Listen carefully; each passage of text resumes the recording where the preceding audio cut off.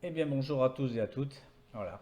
Eh bien, on nous a souvent réclamé avec mon frère Patrick de faire un tuto sur le cockpit du Rafale et ben, on s'est décidé à le faire.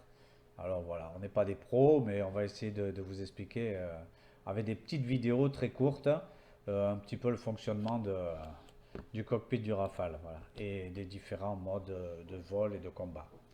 Alors on va commencer de suite dans le vif du sujet. Voilà, donc cockpit du Rafale avec un petit tour d'horizon. Et là, eh bien, on va allumer tous les écrans avec l'interrupteur d'APU, le power, voilà, qui vous allume tout.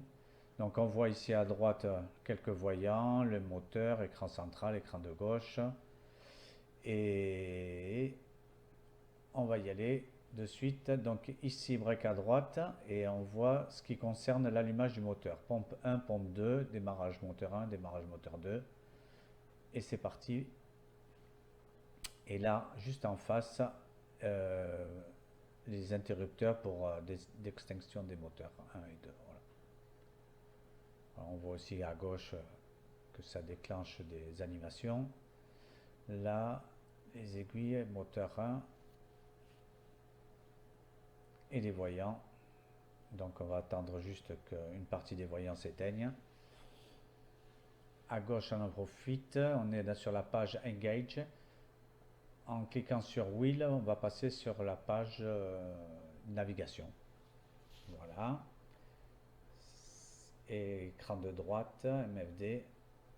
En cliquant sur Page, on passe sur la page RWR ou Engine. Voilà, maintenant on va envoyer le deuxième moteur. Voilà. En attendant qu'il démarre, voilà, on voit les aiguilles.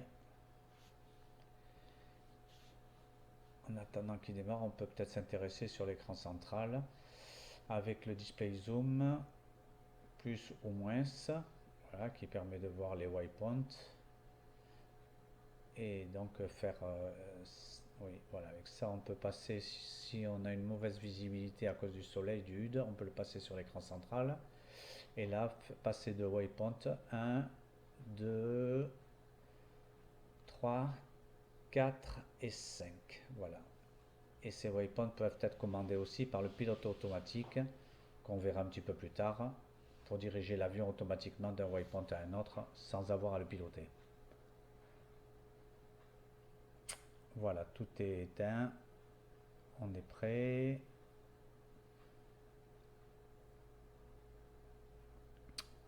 Break à gauche. Et là, on va avoir trois interrupteurs. Donc, un interrupteur pour les feux de navigation. Évidemment, les canards sont levés, donc on ne verra pas les ampoules derrière. Voilà, mais faites-moi confiance, elles doivent être allumées.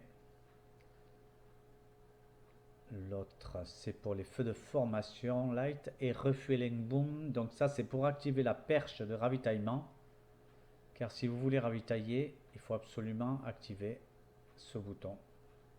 Et vous verrez sur la perche, il y a une petite bille noire, vous la verrez plus tard, qui passe au vert dès qu'on l'active. Là, vous avez les, voilà, pour le feu du train d'atterrissage. En cliquant sur ce bouton, normalement, voilà, il s'allume. Et ça change aussi les couleurs des feux de navigation qui passent en orange au lieu de bleu. Alors ça ne concerne pas trop le C, puisqu'il n'a pas de crosse d'appontage. Voilà, le canopy. On va le fermer et on va pouvoir décoller.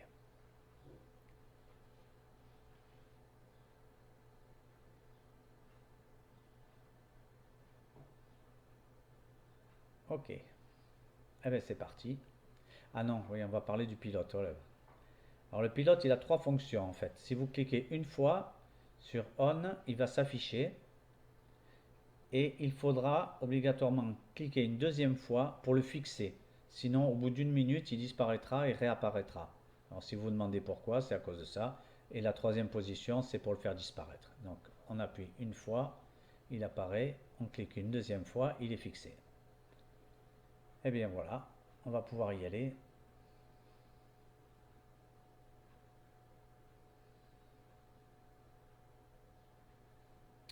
Donc là, pour bien faire, il aurait fallu que je clique sur la touche F en fait pour activer les volets.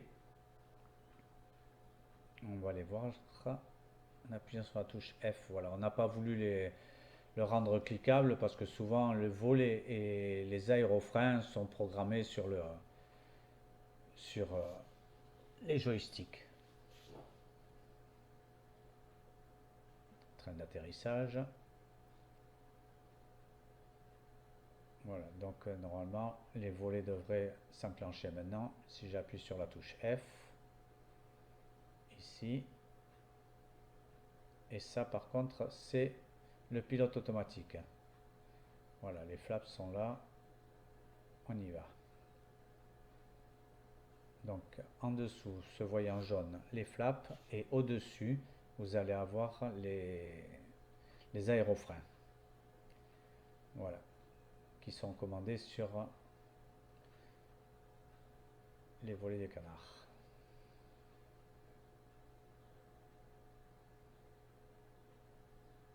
Là, vous pouvez éteindre le pilote automatique et reprendre les commandes. Et là, vous voyez que quand vous activez le pilote automatique, ça vous désactive et ça modifie le trim de cabré et de piqué.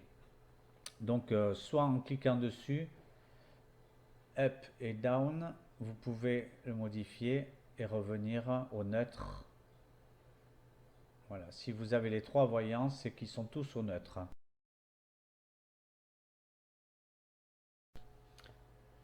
Et bien voilà, c'est fini pour cette première vidéo. J'espère que ça vous sera utile si vous n'avez pas trop l'habitude du monde de DCS. Et bien, on va essayer de vous en faire d'autres petit à petit. C'est un petit peu décousu pour la première, mais bon, c'est le temps qu'on comprenne un petit peu aussi comment ça marche. Eh bien, on vous souhaite à plus, et puis profitez bien et surtout amusez-vous bien.